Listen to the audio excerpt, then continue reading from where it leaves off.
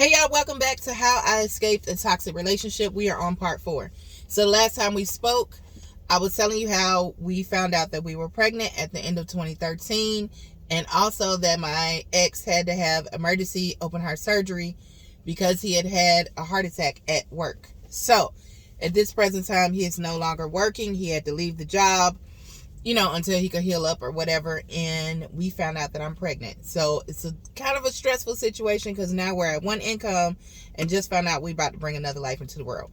So January 2014, he had surgery. He is checked into the hospital, and I am given all of the, I guess you could say, rights or codes to his information. His immediate family lived up north, and he wanted me to be the only person to find out information about what was going on with him at the hospital and then pass it on to the family members. This is what he set up, not me, contrary to popular belief. So that basically means that anytime somebody would call the hospital, they would have to go through me to get the information. So I ended up checking him into the hospital. He went back for surgery. We prayed before he had surgery. He went back. They put him under. They started things.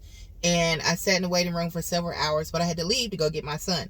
So the hospital at the time would give you these little flip cell phones so the doctor could directly call you and let you know step by step what's going on and updates and so on and so forth. And then I would relay them to his family, which lived up north in the Midwest.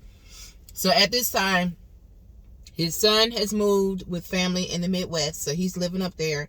And it's just me, my son, and my ex, okay?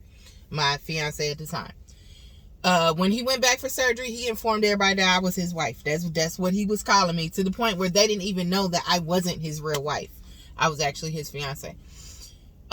So anyway, I leave the hospital to go tend to my son, and I end up coming back to the hospital later on because they called me and let me know they were done with surgery and he was in ICU. When I got ready to go back to the ICU unit, they said, be prepared because he's not going to look like himself and he's completely out of it. When you have a surgery like that, they had to put you in a medically induced coma. It is crazy because when you go back to see your loved one, it's almost like they're there, but they don't look like they are there anymore. It looks like they are no longer with you because there's all these machines. There's a ventilator breathing for them. It's a very jarring experience. So it's very jarring to see the closest person to me at the time with all these wires and things. So I prayed over him. And I remember there was a dry erase board, and I wrote a little note on there, and I was like, hey, just wanted to let you know that I was here and I love you. And I wrote, some little stuff, cutesy stuff on the board. So I told the nurse, I left him a little note, please make sure he sees that if he wakes up before I get back. Fast forward to the next morning, I had my first OBGYN appointment.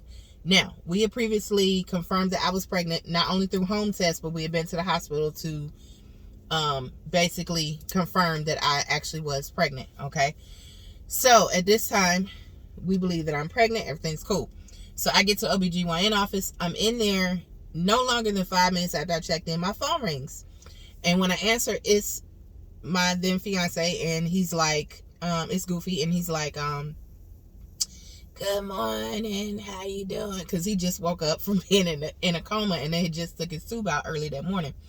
So the nurse takes the phone and she's like, he just wanted to speak to you. He wanted to make sure you were good. So I let her know that I was at the OBGYN and I would be coming to the hospital afterwards. So I go back into the appointment. They lay me on the table. They put the little jelly on my stomach to do an ultrasound. So the tech is like looking around, and mind you, I'm back on the table. The tech has her little thing here turned away from me, but there's a big flat screen TV up on the wall. So as she's looking, I'm looking up at the big flat screen TV, and all I see is black and then these white spots all throughout the blackness, and I've previously had a baby, so I know what things look like. And I'm looking and I can see my womb, but there's just a whole bunch of black and then these white splotches everywhere. So I'm like, that's weird. So anyway, the tech is like moving around trying to find, and she's like, and I said, something wrong? She said, no. She said, give me just a second. So she wipes it off and she does it again. And she's still like moving around. She never really settles in one spot. So then she's like, hold on, let me go get the doctor. So she leaves. She goes and get the doctor. The doctor wipes the jelly off. She redoes it herself. So the doctor gets very, very quiet. And she said, she pulls out the Doppler The Doppler is what they use to detect a heartbeat, right? At this point, I think I'm about 6 to 8 weeks pregnant. And they put the Doppler, they move it around, and I mean, y'all, dead silence, couldn't hear anything. So the doctor gets kind of quiet and somber, and she says, "Miss Smith, I'm so sorry. We at this time cannot find a heartbeat." And she said that could mean two things. One, that your pregnancy is not as far along as you think it is, so that's why we can't find a heartbeat just yet, and we'll find one later. Or two, it is not a viable pregnancy, because also we cannot see a sac with an embryo in it either. Okay. So she says, I need to send you out for blood tests. When you are pregnant, as you get further along in your pregnancy, these hormones called HCG go up. They increase. And there's like a marker where at a certain number of weeks, you're supposed to be at this level of hormones. So she wanted me to go and keep getting blood tests for the next 2 days or so to see would it increase or decrease. If it increased, that means viable pregnancy. If it decreased, that means not. Okay, so regardless of if, maybe, when, might, whatever, when I left that hospital, just the thought that I might have issues with this baby took me out. And I called a good friend of mine, and I lost my crap. I was so heartbroken, y'all, because I just felt something in my spirit, like someone right, and I was trying to ignore it. I was trying to pray about it, and just someone right, and it was horrible, y'all. So anyway, I pulled myself together, because one, I can't tell him this. This man had just had not only a heart attack at the end of 2013, but he just had open heart surgery and just woke up from a medically induced coma out of ICU. Like, I cannot tell him. So I pulled myself together. Y'all, I put on a little bit of makeup. I made myself cute, and I took myself to that hospital. And everything that he wanted me to do, as far as they had someone to come in and bathe him and so on and so forth. But if he needed a blanket, if he needed food, if he needed what, baby, I was his nurse up in that hospital more than his nurses were. Okay. I'm cleaning his face. I'm wiping his crusty feet. I am helping him brush his teeth and rinse his mouth out, because he couldn't really get up. So I'm helping him to sit up and brush his teeth and spit in the little cup. Like, I'm doing all of that. I am wiping down his hair, because he had a bald head and it would get oily and greasy. So I'm cleansing his scalp and washing his face and everything.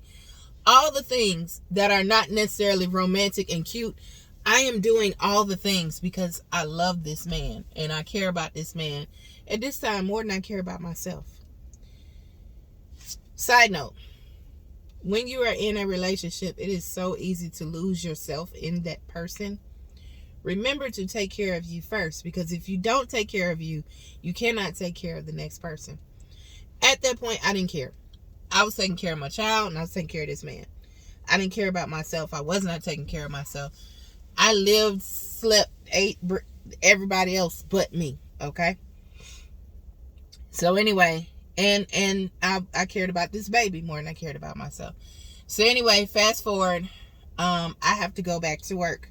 So when I'm not at work, I'm either with my child or at the hospital, because he stayed in the hospital probably for about maybe a week and a half. So a few days pass, and then I go back to the hospital one day, after I had secured babysitting for my son. I go back to the hospital because I live 30 minutes outside of Atlanta. The hospital was in downtown Atlanta. So I end up going back to the hospital, and I go in his room and he's not there. The bed is made and everything, and he's not there. So I am freaking out because my mind just goes to like bad things, right? Plus my nerves are bad because I'm still spotting during this pregnancy, and I have not told him anything because I can't, y'all. It ate me up. I'm the type of person, I like to be straight up. I like to tell the truth. And I just was like, I'm lying to this man, because he would pat my stomach and be like, how's the baby? And I'm like, baby's great. And it's like, no, the baby's not great. Things are going left, because in between time, I'm taking these blood tests and my hormones are dropping, which is not a good sign. So I would go in the bathroom, lose my crap, come back out, and he'd be like, you been crying, you good? And I'm like, yeah, I was just praying, and the spirit hit me. I would lie. And y'all, I felt so conflicted, but it was like I was trying to protect him because I did not want him to go into stress and like leave this world because of me. I just felt so bad. So I was really, really conflicted. So anyway, I went in his room and he wasn't there. And then I hear this little raspy voice saying, Jen. And he's up on these, it's like a little walker. So it's like you put your arms up on it like this, like up to your chest. It's like a walker that makes you walk up straight instead of the one that makes you lean. So it's like this, right? Because he was supposed to stand upright because his chest had been cracked open this way and this way. Yeah, they crack your chest open so they can go in there and do what they need to do to your heart. So he had open heart surgery. Was it bypass and mitral valve repair? Yeah, it's crazy. It's like major surgery. Like I said, this is his second open heart surgery and his second heart attack. So anyway, he was walking down the hallway. He was like, I told them I wanted to walk because I want to go home. I want to get out of here. The food sucks and I want to go home. I want to go home with you and I want you to cook for me. And I'm like, okay. I'm like, don't do too much too soon. He was like, nah, I'm tired of laying in that bed. So I was proud of him because he was pushing himself. But I was also nervous because what am I going to do about this situation?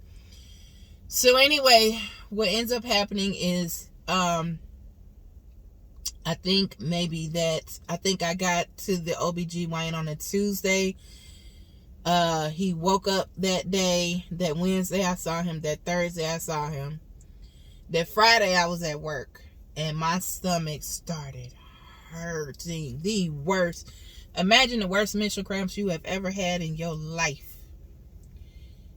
But I was still spotting. I wasn't bleeding. I was still spotting. So I was still hopeful, like maybe, like I was just like, Lord, please just let me hold this baby and let this baby be healthy. Please, Lord. Please, Lord. Please, Lord. I just kept talking to God all day.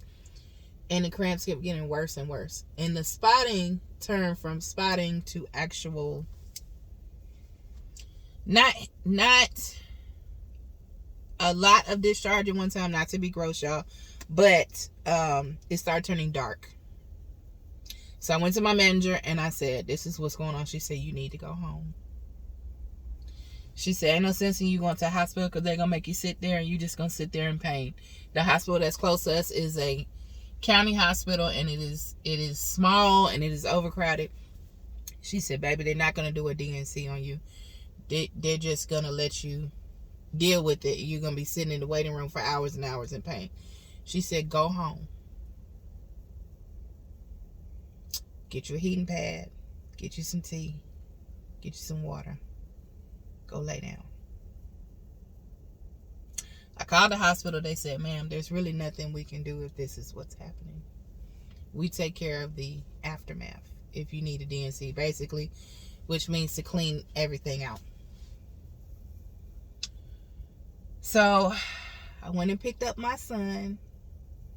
I did not tell my family what was going on. Because they weren't happy that I was pregnant by this man.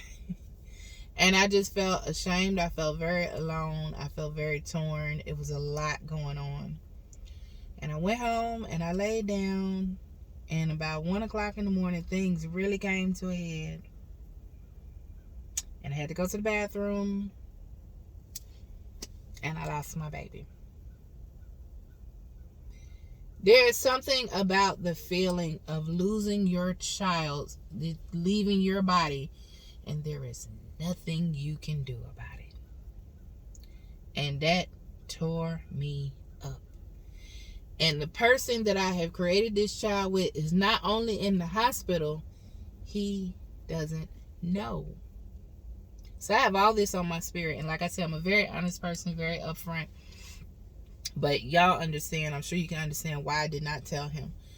The man is feeble and recovering from an open heart surgery. So I definitely didn't want to make his blood pressure go up and stress him out.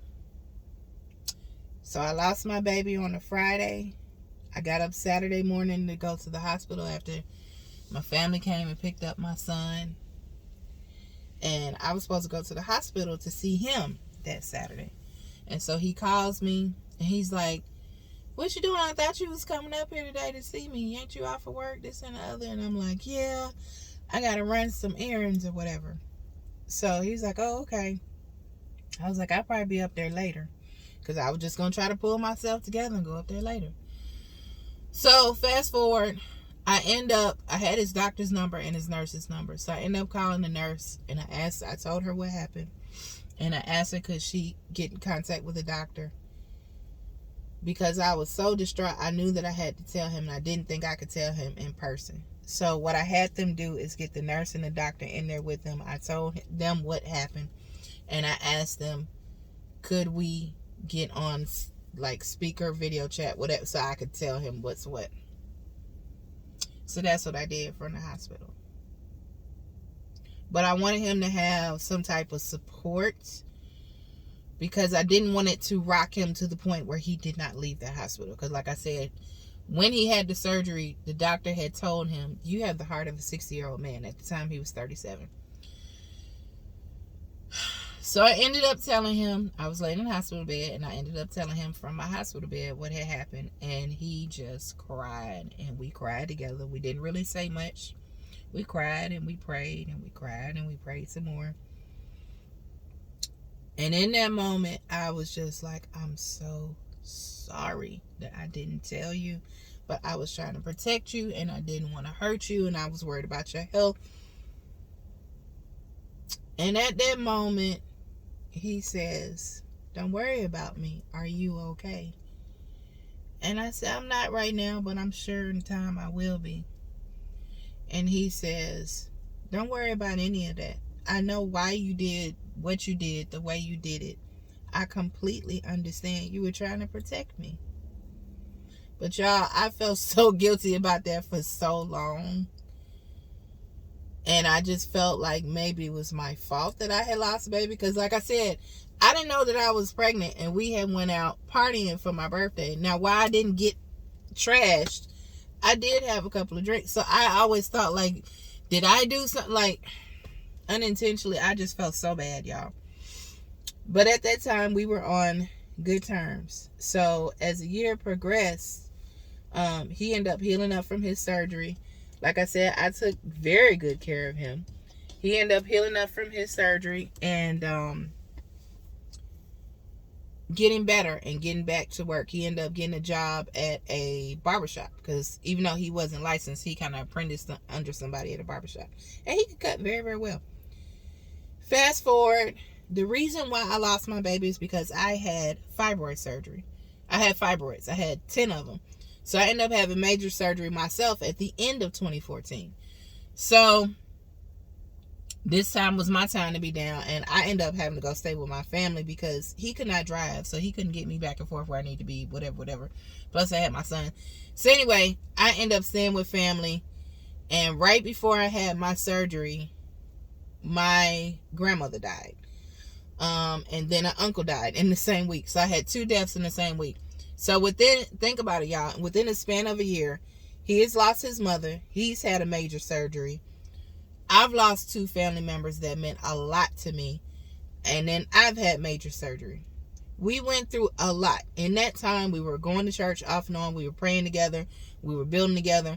We weren't really fussing and fighting too much. We were getting along pretty good. He was coming home and doing what he needed to do. I was working and taking care of my son. We were trying to build a family. Like I said, we had lost a baby. A lot had gone on in that 12 to 15 months, okay?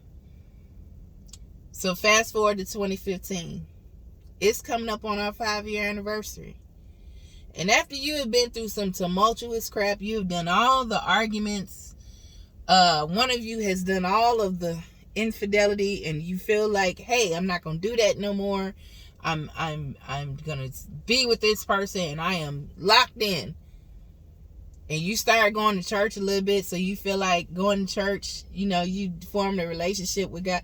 What do you do when you go through a tumultuous situation and you feel like you have made it through and you still with this person? Even if things ain't 100% right, but they like 75% right, what do you do? And you coming up on your anniversary? Baby, you go to the justice of the peace and you get married. Of course. So yeah, March 13th, Friday the 13th, 2015, we got married.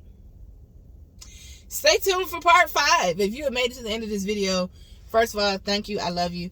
Thank you so much for everybody that has been rocking with me during this series. I escaped a toxic relationship. This episode was probably one of the most positive stories out of this series, but it is my real life and only I can tell it as it happened. So thank you so much for watching. Please go ahead, like, comment, subscribe, share, so we get the message out.